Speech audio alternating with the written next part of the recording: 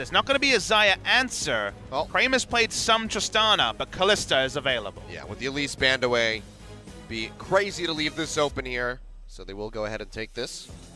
So you would expect Tristana, Gragas, or potentially a high-tier support, but no, they're actually going to remove that playbook, go for Ashe. Okay. So there's some initiation from Kramer, different role for him in this game. But the Gragas certainly would be the expected jungle pick. They take that for themselves. Of course, can flex it, but has very much been stuck into the jungle lately. Do we see him return to the Lee Sin?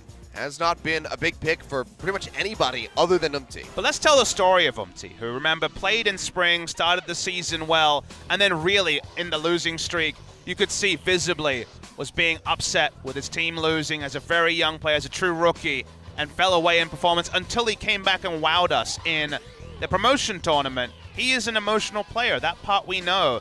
He knows his role in the downfall of Jin Air in Game 1, so comfort for him is so important here in Game 2. He doesn't go for the Lee Sin in the end, but that would have been comfort his most played. He was playing Rek'Sai before the meta shifted, so it makes sense for him to jump on Rek'Sai here. We get a big tease there. Kuro hovering over the Yasuo, but they will flip over to the Zyra for Tucson in the bottom lane. So aggressive bot lane matchup, but going up against a Kalista Thresh, this is one of the most sought-after ones that you could have here for Jin Air. Right, I mean, it was taken away from them in Game 1, or was taken away from the Kalista comp in Game 1 to deny it from being fully enacted, and we have not seen Kalista Thresh on the Rift with any regularity in the recent weeks. Let's focus on pick ban here, as once again Kuro will have Orianna banned away from him. Looking like very much a rotational comp from Afreeca, but not with a melee support, so it's not as easy to play a KTS comp and go for 4 tanks when you do have the Zyra, more focused for laning phase. Chase Orianna. Afreeca, do they want to leave? I was going to say the LeBlanc potential there for Kuzan. Looks like the answer is going to be yes, because Gnar gets banned away in the end. Rumble still available if Marin wants to go there, and Renekton as well. Those are the top laners we kind of expected to be in this game. Other people will be surprised that Maokai and Cho'Gath went through pick and ban in Game 1. Could still see them drafted here, but Marin and so on surprisingly haven't been as high priority on Maokai as you might think. Spirit has played it more than Marin, who's played a single game and was a loss for them last time out. Well, Renekton is the final ban, which means that the Rumble's available for Marin if he wants to take it. So much magic damage, though, with the Zyra already, unless Kuro does have a physical damage laner he wants to pick. Can always play Corki again. Blind Trundle would be certainly very risky, given that So-On has carried champions he's confident to play, just like the one he's right now hovering in the Fiora. Now, Fiora was so heavily nerfed that it'd be a surprise to see it on 7-14. I think they'll go a different way, and Cho'Gath would definitely fit the bill. Have high damage, but be significantly squishier with that Trundle on the Rift, but they'll go ahead and lock this in all the same. Final pick, looking for a mid laner for Kuzan. Like I said, LeBlanc available if he wants to take that blind, but so is the Corki. Not taking the LeBlanc here would be a surprise to me, given that it's been banned so frequently against him. He's an excellent LeBlanc player, and blind pick LeBlanc can't be answered by too many things on red, but the Corki does represent a bit of a takeaway. Kuro could go into the Lucian again that he didn't necessarily look very powerful on, but does fit the comp quite well. Show me the Yasuo. That part is a lot less likely. Lucian would be the laning choice, and they have enough magic damage to facilitate it, but because he didn't perform on it, maybe Kuro would move away from it. Cassiopeia is a possibility, but it'll be pretty overloaded on magic damage. All right. He has more comfort on the Cassiopeia, so he takes the magic side of the coin, and they just rely on Trundle and Ashe to shoulder the physical damage. Be a big ask here for them. Ashe has not been one of our highest priority ADC, so Kramer needs to get ahead, needs to have some damage to pump out in these team fights, because otherwise Jin Air are going to feel very comfortable just stacking MR.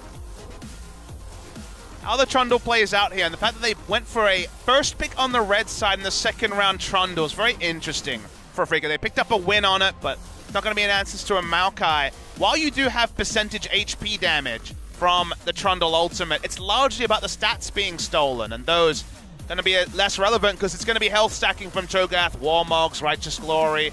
Also going for something like the Stone Plate that will give some resistances, admittedly. Cho'Gath, if you're going to play a tank, does seem like the right choice into the Trundle and does have good wave clear before the Trundle can start split pushing away. All right, well, Jin Air hopes not gone yet, but it all rides on this game, and if they can win that, then they have to do it all over again in game number 3 to try to force a tiebreaker so they can play another game tomorrow versus the Afreeca Freecs and earn that 5th place spot. But for now, Afreeca, they're standing right on the edge. They can taste success. They want to close it out right here with a 2-0. Let's see what happens as we jump onto the Rift for game number 2.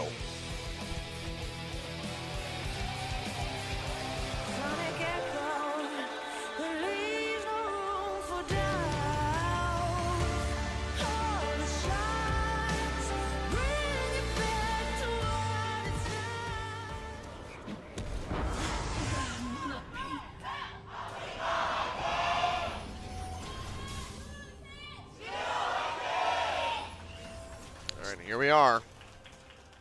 That like Kriegasm Cloud Templar look. He's in ecstasy.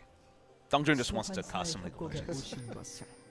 I'm here as well. I gotta say, the fans here have filled up immensely. We actually have the top row of seats full as well. Everyone is here to see what is basically an extension of the playoffs. This game really should feed into the wildcard match that will be played next Saturday. So when it comes to League of Legends, there will be tomorrow's big matches at the Gangnam Stadium. Then no more League of Legends till Saturday. But everyone's excited because this really is a Titanic series. We are spoiled this week with playoff implications. First place will be decided in Samsung Longzhou tomorrow. And 5th place could be decided here. Afreeca Freecs need one more win, and they get 3 chances of asking. But Afreeca have always been that one to tantalize you.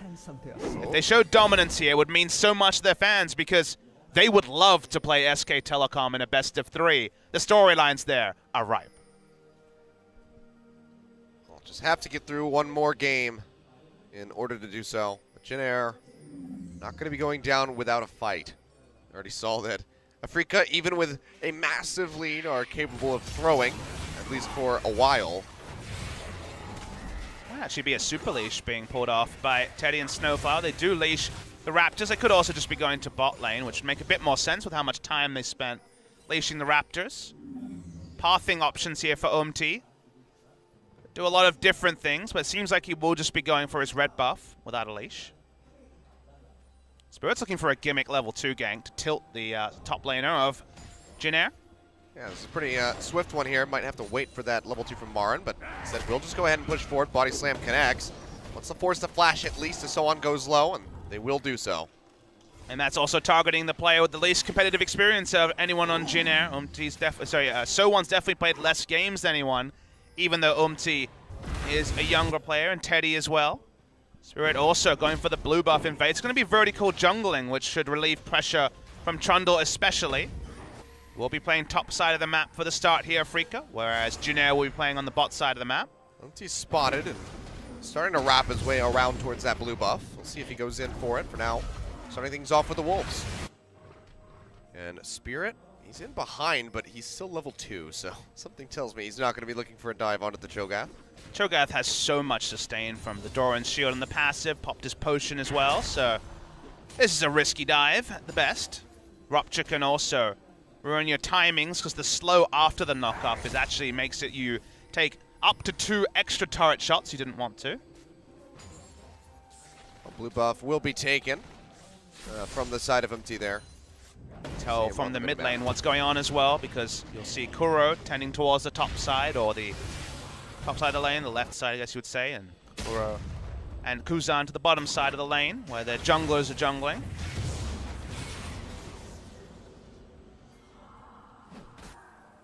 So how long do we go this time without a kill?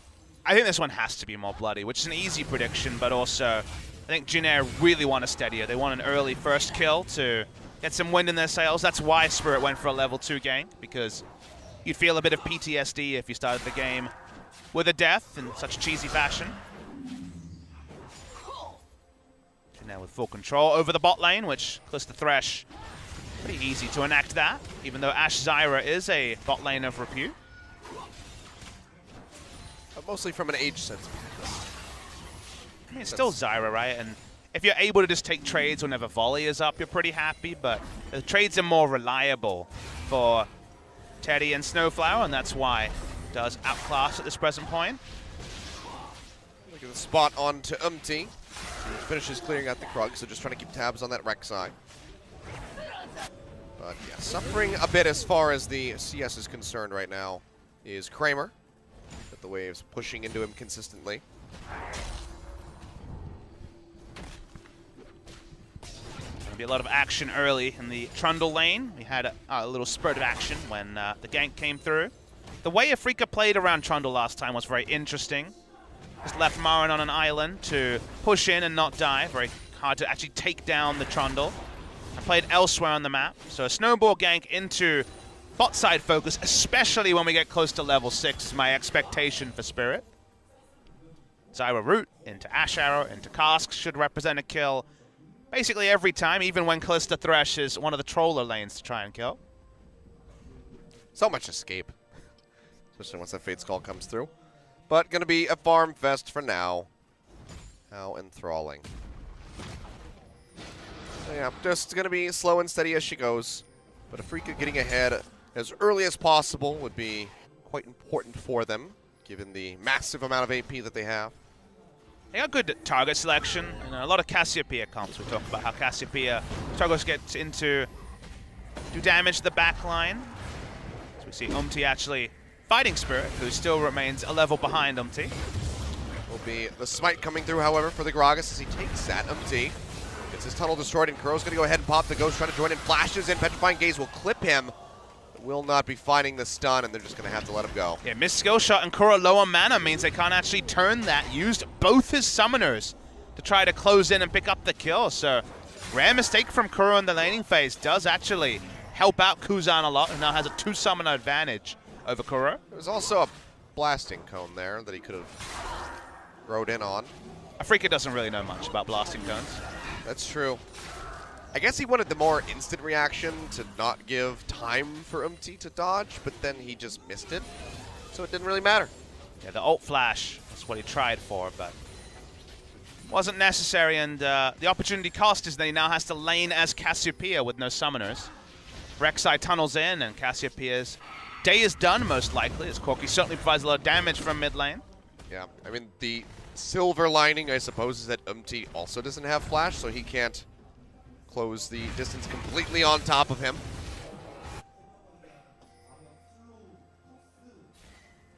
A bit of pressure there, but just mentioning again that in the late game, Trundle can just ult the closest target, and then Kuro, if he's able to free farm, will do a lot of damage to the front line, and you can kind of play front to back with the Cassio comp better than in usual cases, as Tucson just has to flash away from the hook. Yeah.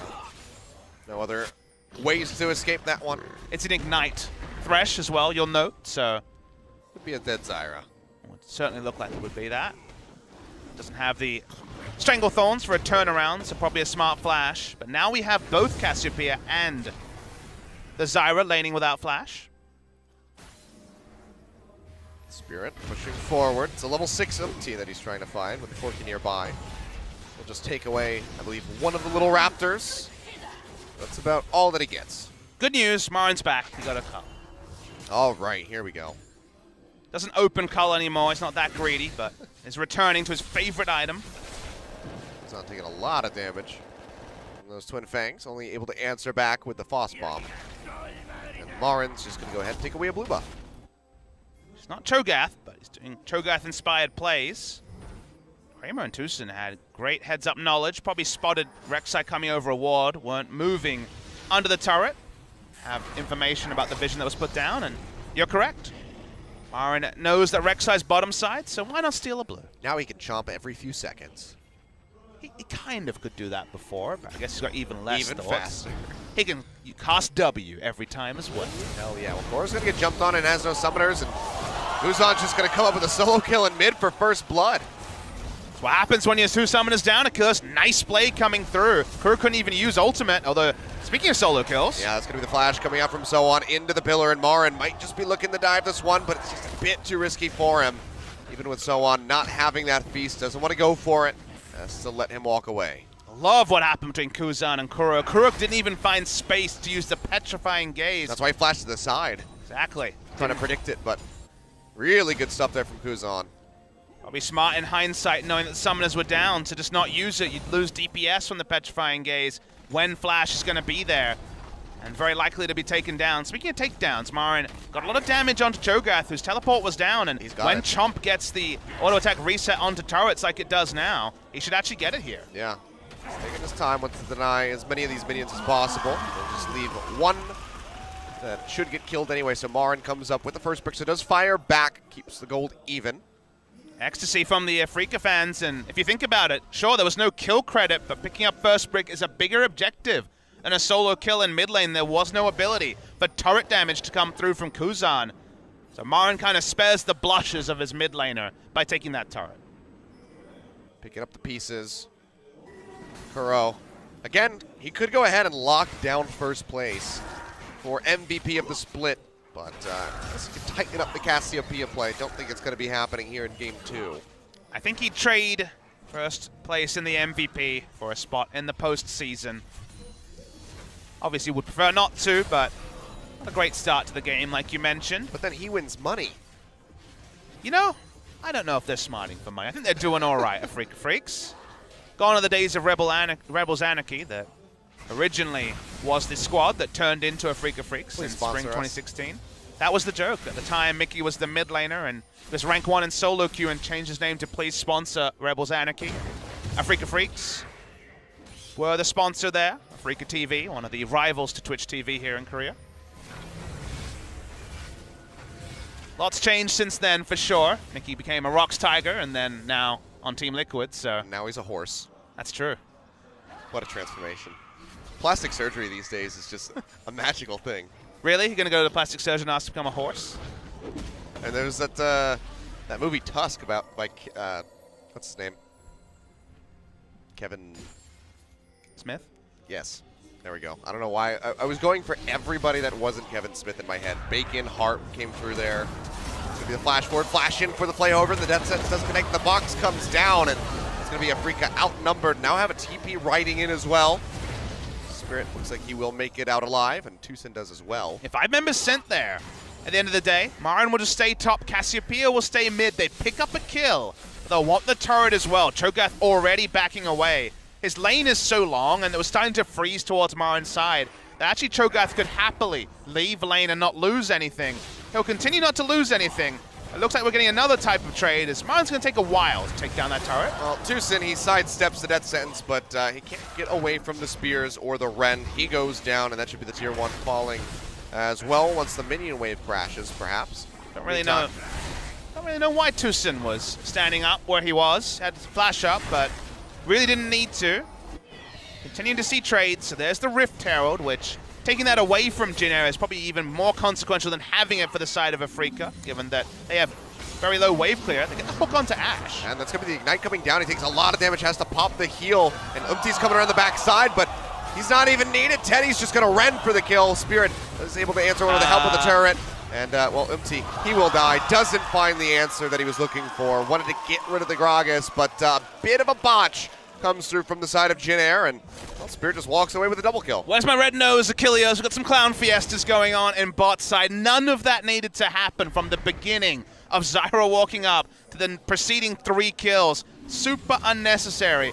Kramer's just auto-attacking down minions. His turret's so low, you're going to get baited against Thresh with Ignite. Walks up. Teddy surprisingly dies to this turret shot, does 300 health to him, and then Umti, I guess, also wants to die. He pops the first turret shot, but no one's around to take another one, so he just dies. This is great. Next time I see Deficio, I'm going to ask him for a red nose. Yeah, should definitely get that. First, I thought you were talking about Rudolph. My mind didn't even go to clowns, but I see your point. Well, it's been an interesting series. You want a red nose. I want a blindfold. Actually, right now, I want a picture-in-picture of SKT watching this series, because for sure they're watching it together. True. Why can't we have it like the group's announcement from Worlds? Like, what was their response to that turret dive? Just get that gif of Faker just like shaking his head in the interview chair. Watching games with pro players is really fun. There's a lot of hooting and hollering and name calling. It's all business in front of the camera, behind the camera. It's always a fun time. I know it's way different when I'm watching games at home than when I'm sitting here on this desk. Really? You're not saying nice things with no colorful language? I see you in Twitch chat. You're a reputable man. Outwardly. Internally, there is a hurricane of emotion. I'm sure there's a hurricane of emotion for both these teams, and it's manifested in 30 minutes of really soaked gameplay in Game 1, and now just some plays where people are making decisions they wouldn't make on another day. We've not seen this level of, let's say, stupidity from these teams during the course of the season. Okay. Tusin's just going to be walking into the Thresh that he could see with his own eyes, just flash away, gets the pop-up onto 2, and Kramer is firing away, so maybe not so stupid after all. Kramer played that super well. We're not done yet, though. They're looking for a little bit more MT, just trying to get it in on top of the Zyra, but he can't do it. He's going to use the Void Rush yet again onto the Gragas, but he goes down, and there's nothing that Kuzan can do to stop it. And it is slipping out of their fingers. Turret getting ready to go down as a Rift Herald is summoned. It's not slipping, Achilleos. It's really pouring out of every single crevice. If you watch that on the replay, you will see that Jin Air, that was the moment 15 minutes in where they felt like they couldn't do it. They ran up. It was good play from Kramer. But Achilleos, suddenly they're 2,600 gold behind. Suddenly they have no way to answer the Afreeca Freecs. And I don't know if you can turn this around. That would be a surprise to me. The mental shock of all that has to be immense for Jin Air, and it would take quite a bit of convincing to turn the mental state around. So unless somebody is a psychiatrist, I don't know how it's going to go. So the hook comes in, but watch how Kramer plays. Instantly turns on, has the Ash Arrow ready. DPS is down Teddy, then he turns on to Snowflower. Kramer spares the blushes of Tusin for sure, but Gragas was in good position. And this is the part where Umti is also tunneled in aggressively. They should have backed away moments before, but Umti gives the bonus kill, you'd have to say. And that really does feel like the moment where the mentality was broken. And it's just, we saw the flash over the Lee Sin. If Umti wanted to play this aggressive style, the Lee Sin would have been so much more fitting, because if he goes into the back line, he's got the dash. He's got the safeguard to get himself out. He's got the kick so he can isolate somebody. But they went for the Rek'Sai, they forwent the Lee Sin, and he still plays that similar style. And they're just getting punished for it now. I mean, 5-4, sure, that looks great on paper, but the gold lead is not there. They're down 2,000 at 17 minutes, but they need to be able to bounce back. That is the next step of progression that we need to see for Jin Air if they're going to close out this game and keep those playoff hopes alive. They want to play a pressure style, but I think the pressure style is almost entirely absent with where map control is at now. 2 turrets to 0. Game is so straightforward for Jin Air. If they have a turret lead, if Afreeca have no turrets down, they put down the control wards. Picks from Rek'Sai, Cho'Gath, and Thresh are possible with deletion damage. When the turrets are up for Afreeca and down for Jin Air, Marin can just stay top lane, cash in his cull very happily, just push a plenty, and Jin Air overforce the one time they feel like they have a fight and are exploited by Afreeca. Kuzan will get a little bit of work done here in the mid lane. Has the Triforce, so maybe even takes this turn unless Tusin can stop him. The walk up is enough to threaten him back. He asked for action. Not always been highlight action, but action has certainly been more common in Game 2. If you didn't watch Game 1, we had no kills in the first 29 minutes. There we go. They finally got it. It took multiple attempts and several people dying, but Jin Air do knock down their first turret of the game here in the bottom lane. To set up around the Drake, which is spawning as well, but the backs do begin. Marin goes for Spirit Visage first, same build he did yesterday. Not a fan of the Ravenous Hydra that most Trundle players will rush, just going Tiamat into Spirit Visage into the Titanic Hydra, which does mean his pushing is going to be even faster, which, given the map style that Marin likes to play, makes a lot of sense for him in particular. We'll go ahead and start up the second Mountain Drake of the game and take this one away. Nobody able to react from the side of Jin Air. This will just go down. And we'll have an Ocean after this. To have some tanky members, but late Ocean is not going to be big in this game. Also, Mountain Drake, when you have so much secure from the Cho'Gath, it's not going to be too massive outside of the turret pushing. Marin just galloping around the top side of the map happily. A lot of the kills went on to Spirit, who is obviously going to put the gold into utility. We've already seen Kramer, when his positioning is not put into question, be able to go in aggressively, and we'll be able to continue to do that with all the inherent tankiness that'll be provided by Spirit. Afreeca could be pathing around mid lane. We do see Marin coming to join Kuro there. Low turret HP usually is a bait for a team fight to begin.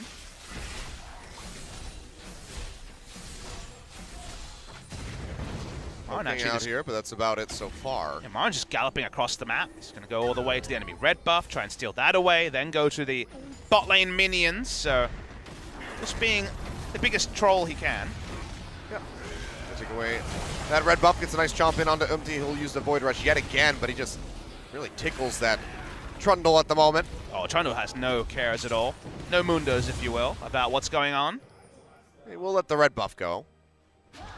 So showing some restraint is Marin, which is a rare one for sure. He's just trying to leash the blue buff, but no one's actually coming to pick it up, so he just takes free damage. I like the timing from Afreeca, who have been on point at contesting buffs this series. Taking away enemy blues. We started with vertical jungling, so they've had the timers for the majority of the game, and Marin also stole away a blue and made it for the red buff steal, just trying to incrementally grow their gold lead and deny away blue buff Corki from being able to poke down turrets.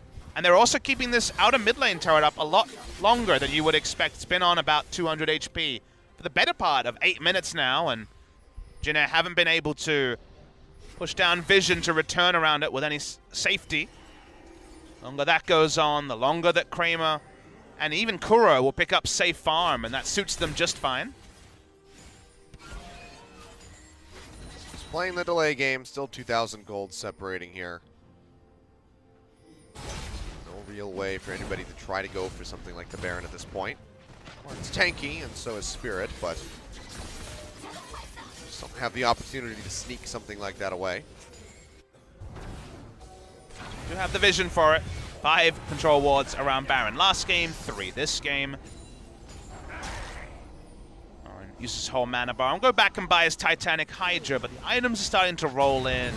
And we talked about the high indexing on magic damage on Afreeca's side. Because they have the Shred from the Trundle, you can kill Cho'Gath or Rek'Sai when they dive in, and then the team fight is just won because Kalista and Corki will be zoned out. So the power of the Subjugate to negate the tankiness of the frontline member will mean that focus fire from Kramer and Kuro will kill the frontline. Which just means that Jin Air is going to be that much further dissuaded from going all in.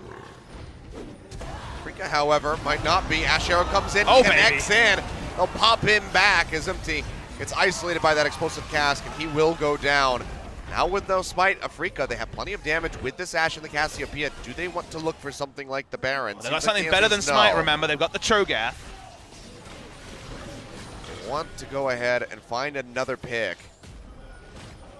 Electrifying Gaze would be something. Here it is! Coming through, locks them all down with the miasma. They just can't get out of there, and Snowflower is the first one to fall. Kuzan having to flash away, can barely even offer up any rockets to try to dissuade Afreeca from going for more fights for this Baron, but he can't do a damn thing. And that's going to be Baron going over to the Afreeca Freecs 23 minutes into this game.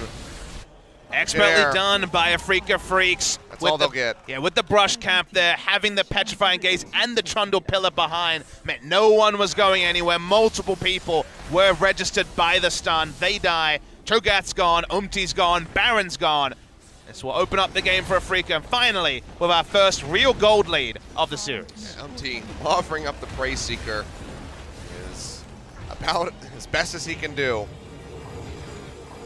As they go ahead, they take out that turret. So all the outer turrets now gone, and Afreeca Freecs have the Baron buff. And for an Afreeca team who have really struggled with Baron, look what's down there. It's Miasma and Petrifying Gaze and a damn Trundle Pillar behind. You're not going anywhere, Jin Air. Afreeca level up their Baron taking with a great peel. They were not interested at any moment at chancing the feast coming through from Sowan as Flash was available. They play respectful but smart, assertive even though it was largely around a defense.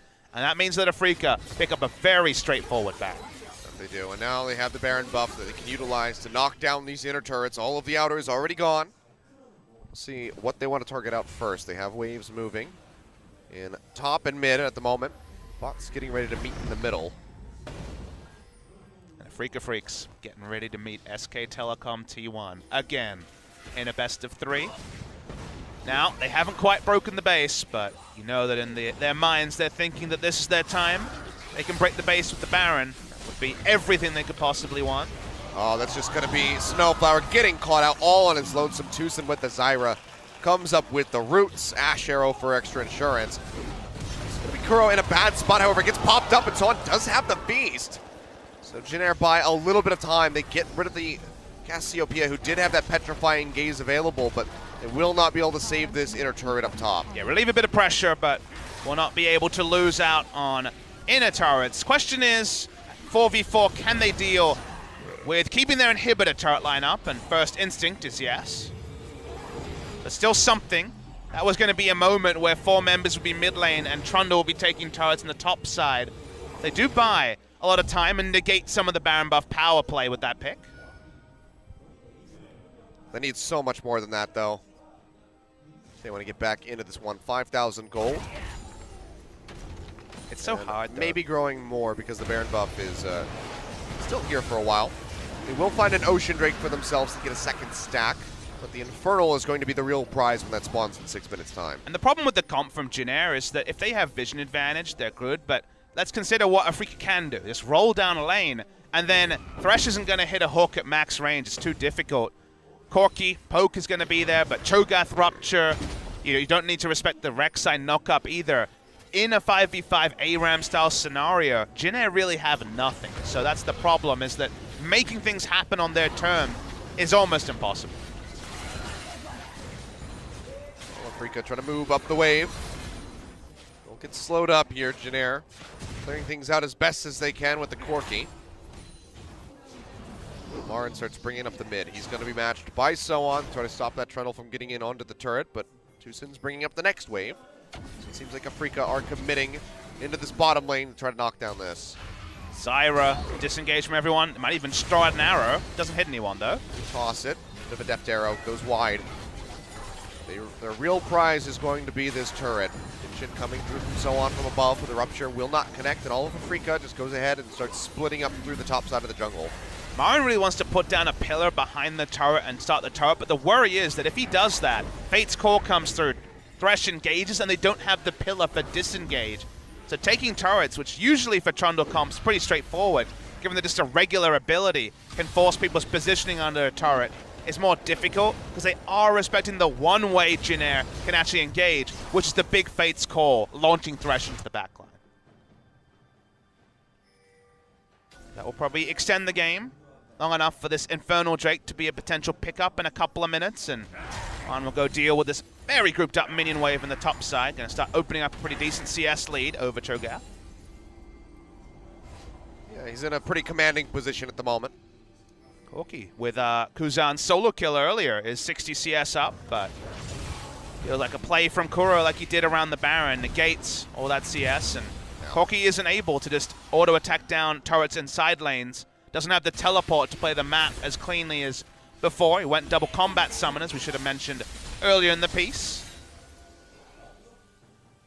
Never really had a chance to use him. So. Apart from the one solo, yeah, of course. This is true. But it was so flashy that we were distracted. It's true. Was the right move from Kuzan, but probably the only good news story so far from this game too. Be one of those senses of what could have been. Here's the Ash Arrow. Will connect in onto Snowflower yet again. Gets popped back. He flashes away, but he's cut off by Kuro, who won't even be able to get the tag for the assist. Shows you how dead Snowflower really was. Now no Thresh, no death sentence threat here from the side of Jin Air. So Freecs are just going to pile in with a subjugate down onto Soon and rip right through the Cho'Gath. Still staying alive for the moment. Will go down in the end as Kuro finds the kill. Petrifying Gaze. Not going to be getting the lockup in onto Teddy. They deny his mobility with the miasma. They didn't want to stand off there. They just went for the hard dive. Marin tanking up the turret for days.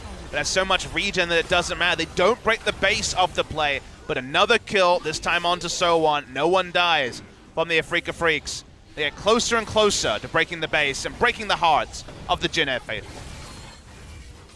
Just goes to show you how squishy So1 can be once that subjugate comes down from Marin. And this is just 29 minutes into the game, so give Kramer another item or so, and it will be absolutely disgusting the amount of damage that he can deal. Went for the Essence Reaver this time around, so could be seeing something like a late Infinity Edge, but for now just has a Zeal getting picked up.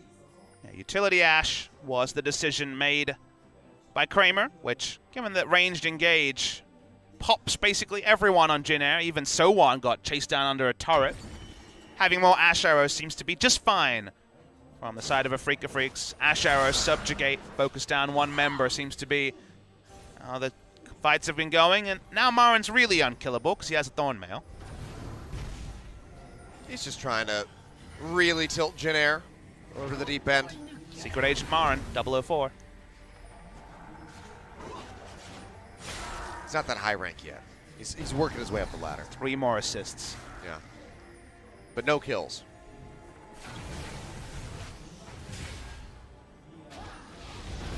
They're setting up around Baron. This is where they won their big engage before. Don't think they're going to be face-checking the brush with as much gusto as they did last time, though, Jin Air.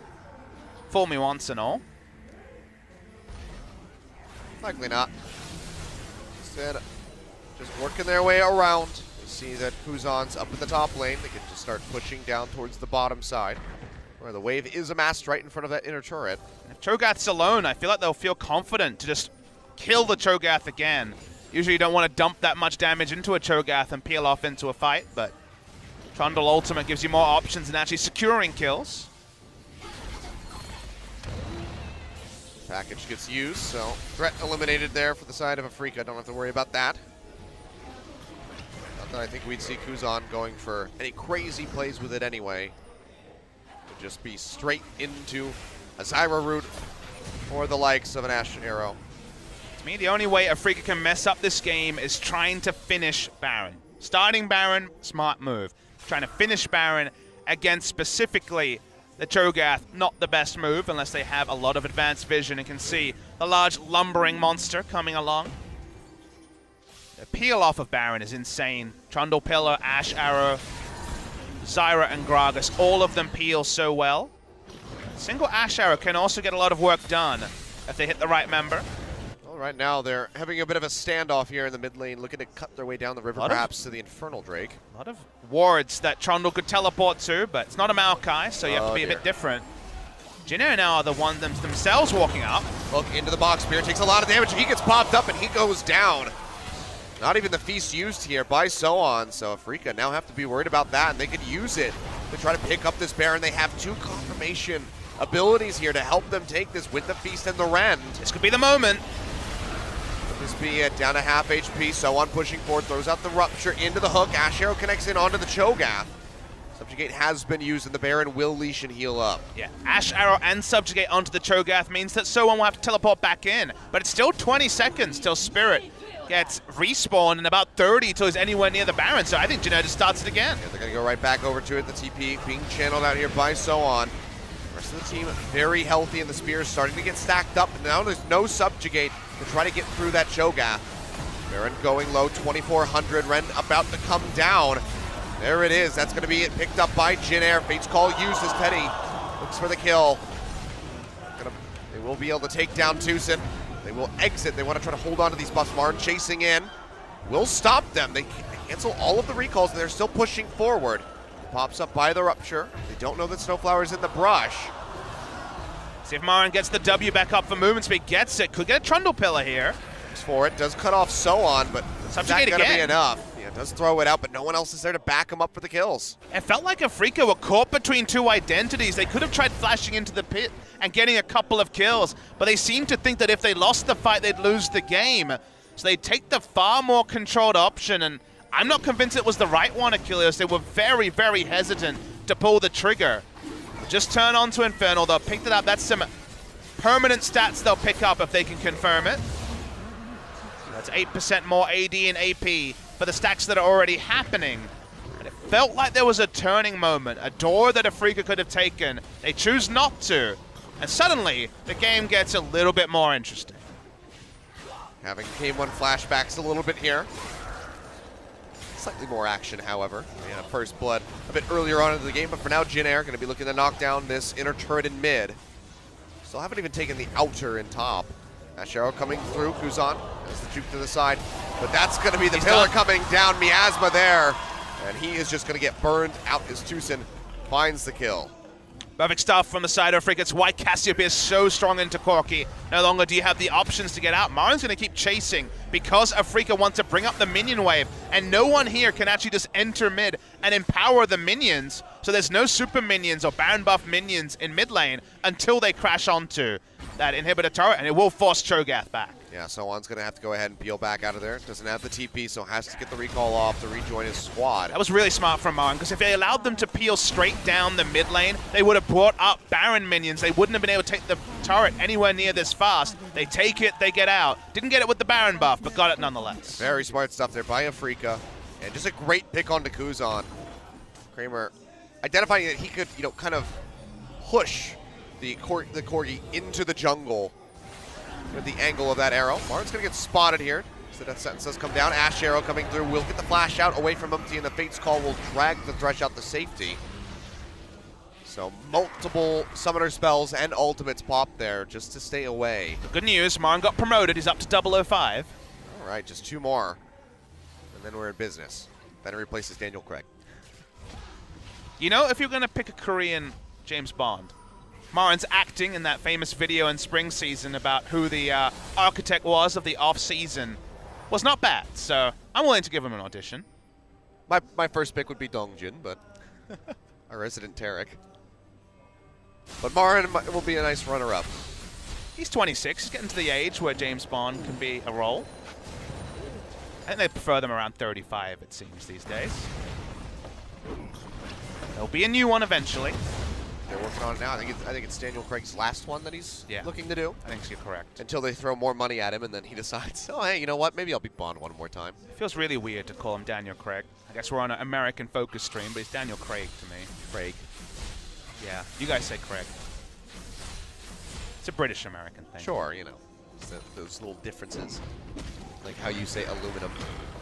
It's pronounced aluminium, mate. It's got an I in it. You just took it out. You Americans deleted the I. I don't know what you're talking about. We reserved the right to remove the I when we won the American Revolution. Apparently. That's what the war was actually about. It had nothing to do with independence and taxation. I could become a history teacher. Why did you have to bring up aluminium? aluminium? That's a bridge too far. Now I've tilted him.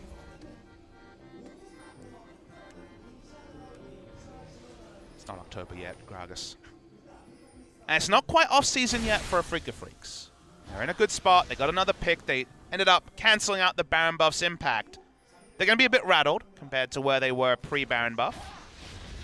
They are one good move away from killing the game, and Marin is about as tanky as can be. Afreeca revisiting the bottom lane yet again. And this time, seems like they're not going to have any difficulty taking this out. Pop-up getting ready to come through. They will knock up Umpty, and he will go down. And now Jinar in full retreat. Death Sentence connects onto Marin, but it's not the target that they want by any means. His clear is somewhat decent, but Marin doesn't give a damn. He is just pushing straight up into the faces of Jin Air without a single fear as he tanks the turret here for Kramer to go ahead and knock it down. Second inhibitor gonna fall. 38 minutes on the clock, and Afreeca, despite not getting that Baron for themselves, have just taken this game by the horns, and they are in full control. And well, we wondered about the blind pick Trundle coming through from Marin, but he's vindicating it with his performance in this game. He knows exactly his role at every point, walking up, zoning, not actually looking for a dive, but looking to zone people away from killing the minion wave, and happy to face tank the turrets as well when he has Thorn Mail and Frozen Heart and a Ninja Tabi. Takes no damage from anyone barring the Feast, and if the Feast is used on him, he's probably pretty happy as well, Achilles. He's getting ready for the GA as well, as he is now 006. Wait, wasn't that Sean Bean? It was, I'm pretty sure, in GoldenEye. He was 006. Oh, forgot.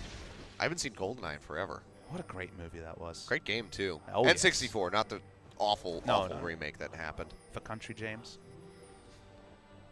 Quoting GoldenEye in 2017. Some of those movies were damn campy. They certainly were, but GoldenEye was great. Thunderball and whatnot. Oh boy, we're going back too far now. If you just say insert Roger Moore Roger movie, Moore. then he was having a good time. Ash Arrow out from the darkness, and Snowflower will get locked down. Pop back, and he is deleted. Kramer with the kill. No assist for Marin. He's bringing up the top lane, so not 007 yet, but there's still time left in the game, but not a whole lot of it. It seems like Afreeca kind of want to end it very soon. Kramer's chunked out considerably, however, but he has a Guardian Angel to keep him safe for the moment. Rupture not going to connect, and we're looking at 3 inhibs down yet again. But can Jin Air do it? Can they have the turnaround that we saw from Afreeca in game number 1? My guess is going to be no. Never say never again, though, Achilles. Anything can happen. It's still possible here. And yes, that was a James Bond reference, but regardless, Afreeca will just back off with 3 inhibitors down. They know they don't need to get greedy. They don't want to pull an Umti in this situation. Is still smirking about the James Bond reference. I was actually trying to come up with a different one, but I couldn't really think of it. Ash Arrow coming through, looking for the hit, connects in onto the Cho'Gath as Teddy sprints his way out of there. So on, still quite tanking. The Subjugate has not been used yet, as Marin is wreaking havoc in the mid lane, trying to chase down Kuzan, but he's got a decent amount of damage to go ahead and fire back onto the Trundle. Want to try and extinguish the hopes of Jin Air here. Not quite able to do it. Whenever Kramer's ult is on cooldown, the percentage move is to back away.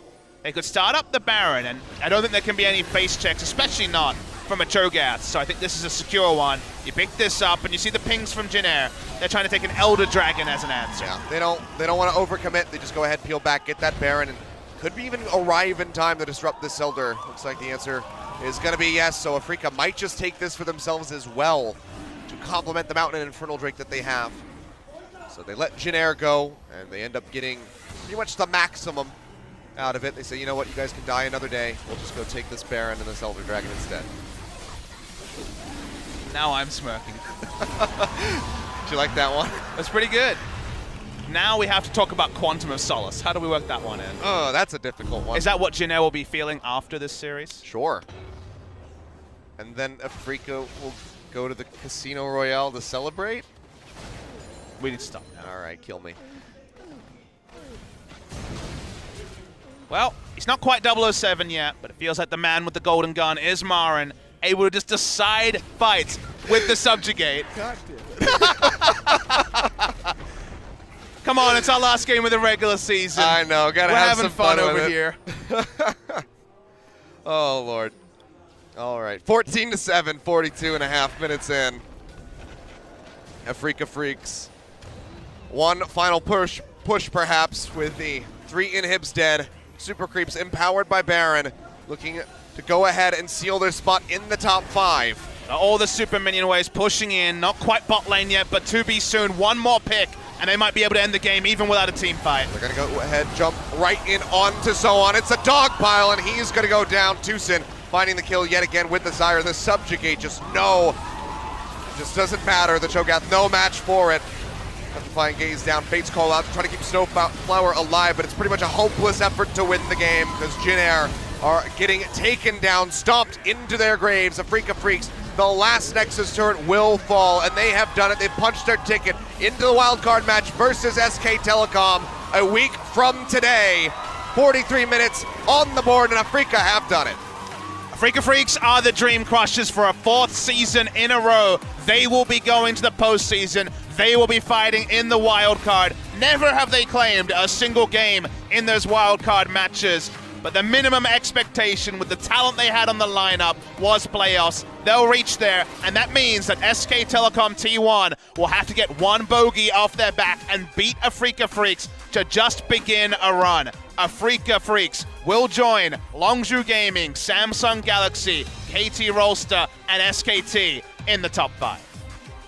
Of course, things are not done yet. This is our final day here at OGN at the Gangnam Studio. There's still tomorrow with that marquee matchup, Longzhu versus Samsung. Yeah, the order is not decided, but we do know that the first match of the wild card will be SK Telecom versus Afreeca, a best of 3, a week today on Saturday. Then the Tuesday afterwards, it will also be the winner of that against either Longzhu or Samsung, whoever loses that series. The semi-final will be the winner of that game against KT Rolster, and then we'll find out who will be waiting in the final. Like you say, until the last minute of this season, we will not know all the playoff matches. Jin Air would have had hopes, but we saw earlier in Game 2 that the loss in Game 1 started to get to them. A couple of mistakes, and Afreeca, every time they launched an Ash Arrow and it registered, you felt like it was one more dagger into the heart of Jin Air Greenwings. Painful stuff for this squad. So very close in Game 1 for closing it out, but that one mistake, snowballing into others, cost them Game 1, and likely their mentality here for the end of Game number 2. Afreeca Freecs, they come up with a 2-0 victory, and they have gone ahead and solidified their spot in 5th place over Jin Air. No tiebreaker tomorrow. Instead, we get to go ahead and focus on figuring out who our number 1 team is going to be, who will be waiting at the end of the gauntlet in the grand final. And if you ask me, I don't have an answer for you, Achilles, for that particular question, but this was an interesting one. I think Afreeca Freecs was very likely to come in the favorite. Look at Tusin's damage. That's a lot of damage from he claimed a lot of kills, but that is insane. Not number 1 in the game, but not far off the 39,000 that Kuzan was able to put down with his double combat summoner Corki. But it was a team effort from the side of Afreeca, and Jin Air, once the snowball started against them, felt like that ball was really gaining moss, and sadly the moss was only going the way of Afreeca Freecs. Took 43 minutes in the end, but 2-0 for Afreeca means that Jin Air will finish the season in 6th spot. A big improvement from 9th spot in spring season for Jin Air. So near yet so far, and the Game 1 VOD review will be heartbreaking, and the Game 2 VOD review a little bit more straightforward for Jin Air. I mean, honestly, I don't even know if you have to review Game 1 now that the season is over for these guys, because it all comes down to that one moment. I think that's really all you need to highlight. But our MVP is going to be Marin. He surpassed 007 status, 0-0 and 10 at the end, 53% kill contribution, but he did so much more for this team. And I think it means so much for this team because you can tell in interviews, and we'll have a team interview, they will talk so much about how important Marin is. They talked about how he calls the teleports, how he makes the macro decisions, but his individual gameplay in the past month or so has been pretty woeful in general, even with certain champs back in the meta. Even as a tank player, he's made a lot of mistakes, and he's been a bit of an Achilles heel for the team. So to have a performance on a blind pickable champion like the Trundle is really important for the squad. It might even have to be a ban for the side of SK Telecom. This whole game wasn't about him killing. He just won MVP without a single kill to his name. Certainly not a common thing in Korea, but the pressure he had, the Trundle pillars he put down, and the shot calling that is such a unknown quantity to really be able to quantify. This was a quintessential Marin game, and just at the perfect time. Yeah, and that was a gorgeous one there from Kuro. We'll have that first place MVP elude him, so there is hope for BDD tomorrow to surpass him with a double or tie him with a single MVP victory, so we'll see how that one transpires. But for now, we can celebrate Marin. We can celebrate the Afreeca Freecs, who punched their ticket, and they will be playing in the playoffs yet again. And it's the worst possible story for an SKT fan, because if it was Jin Air, they'd be full of confidence. But with Afreeca, you just never know what to expect from them. They can be the ultimate wild card, so it makes sense that they always make it to the wild card. Yeah. What's this, 5 in a row now? 4 out of 4. Okay, 4 out of 4. Afreeca Freecs as an org began in January, and every season since January 2016, and 4 seasons in a row, right, they have made the wild card. They have never picked up a single game, and SKT will still be massive favorites against them. But Afreeca have always been this yo-yo team, and the yo-yo was bouncing upwards today. We'll see how things happen. They got a week from today to go ahead and sort out their yo-yo before they square off against SK Telecom. But plenty of Afreeca fans here in the audience waiting to hear from the entire squad. We got them set, ready to go, so let's go ahead and hear from them as we throw over to Joel for the translation. 네, 4월 1일 very much, guys. This is Joe with your last interview translation, and will be the last interview translation for the regular season that OGN will present to you guys. And we're here with Afreeca Freecs, who gets a 2-0 victory against their opposition, and we're going to be with the entire team that has played today, so all 5 members will be here for the interview. So give them a round of applause.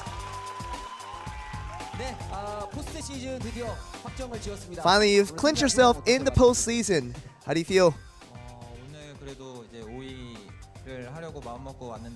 Yeah, I think 5th place definitely was our really goal to really come with in the series, so we're really happy that we actually achieved that today. And definitely elimination could have been a possibility for you guys if you had lost. So how did you feel coming into the series? You know, if we were to lose this game and really lose at the tiebreaker, we might have had a very, very long break. So didn't want that, so glad that we actually got the win.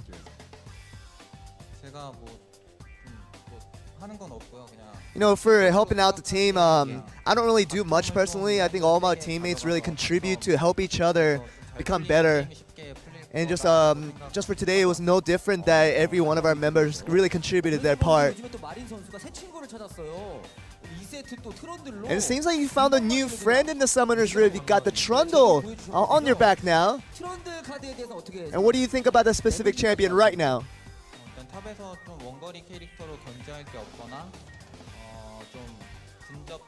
Yeah, as long as you don't have a ranged champion to deal with in the top lane. But I think it's really good against the tank champion, so in this current meta, it's a very fitting champion for sure. And I'm sure Spirit did a good job of really supporting you in the top lane, making sure you were okay in the laning phase. 요즘 들어서는 그런 모습 많이는 안 나왔는데 연습할 때 좀 이제 서로 맞춰가는. I think definitely with the recent games that we have shown, I haven't shown as much of that as I used to, but during practices too, I think we show a good synergy that we always like to really emphasize on.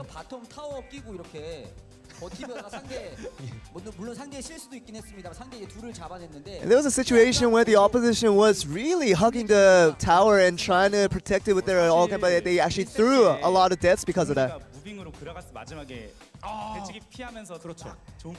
Yeah, there was a situation where the Kramer dodged out the Gragas skill with the flash. And those were the situations where we called our teammates on and we were hoping that we get something out of this, so we were happy that we got that done. And we felt like the timing with the stun that you had, Marin, was really exceptional. And just everything that happened throughout this game, did you feel like you clinched the win at some point? Yeah, there was a situation where the enemy were really low on HP, and I tried to be a little bit greedy off of that play, thinking I could get a lot of advantages off of that.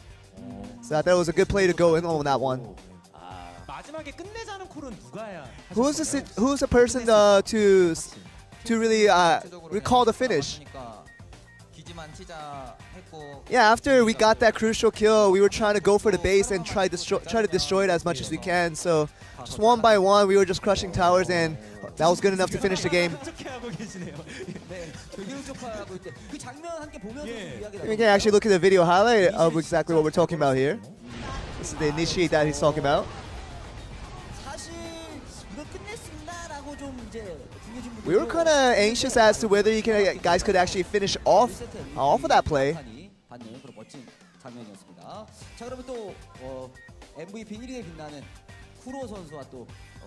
And you're definitely, this person is the one that's shining above the MVP ladder. It is Kuro here. Got the win. How do you feel? Well, second game I got super carried. So riding that bus with that driver on hand felt really good. And Zyra actually was the most damage dealt. As I think Zyra is a pretty decent champion there.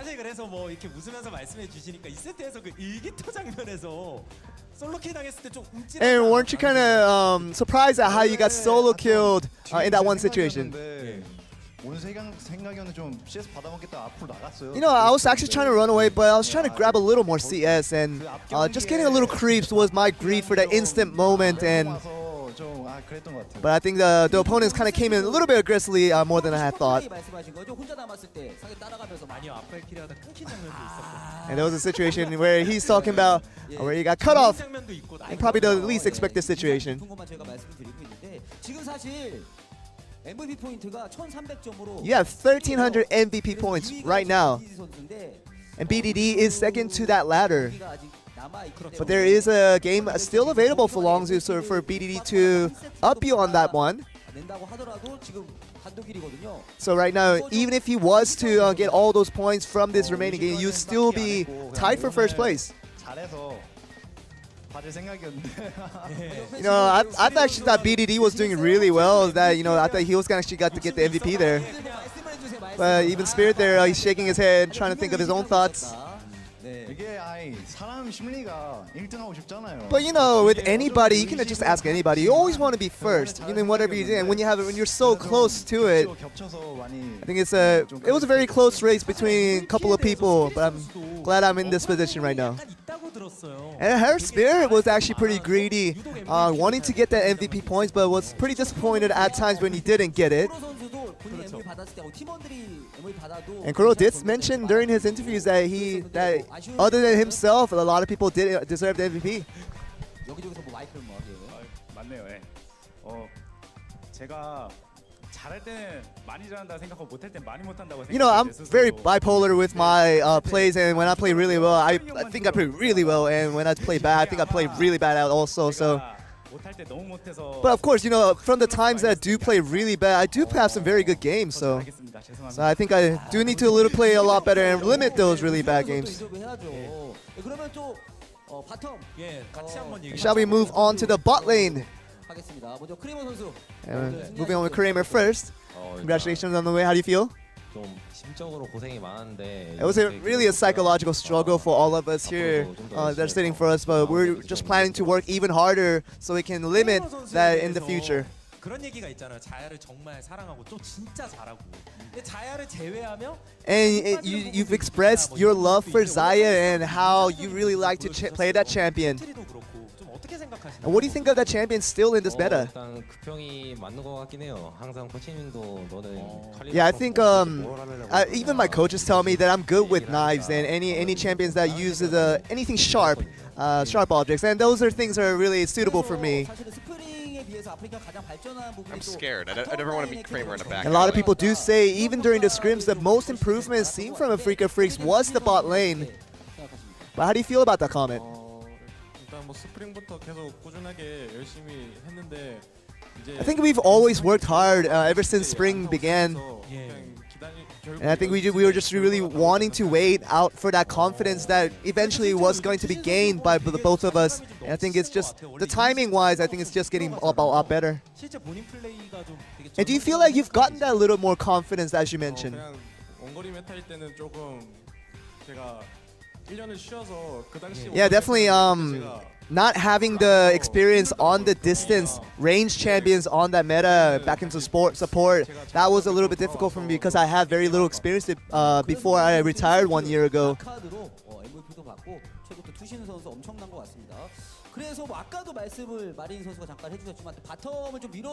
And we did mention this previously in the interview, and Marin did mention that he likes to, along with the team, try to push for the bot lane to succeed. 저희는 받았나 싶을 정도로 일단 이 세트가 되게 어려웠거든요. Yeah, I don't know really what to say to that. Whatever he says, he's right. 뭐 밀어졌다 하니까 뭐. So if he says he pushed for the bot lane to succeed, then he did. 좀 물어보고 싶었어요.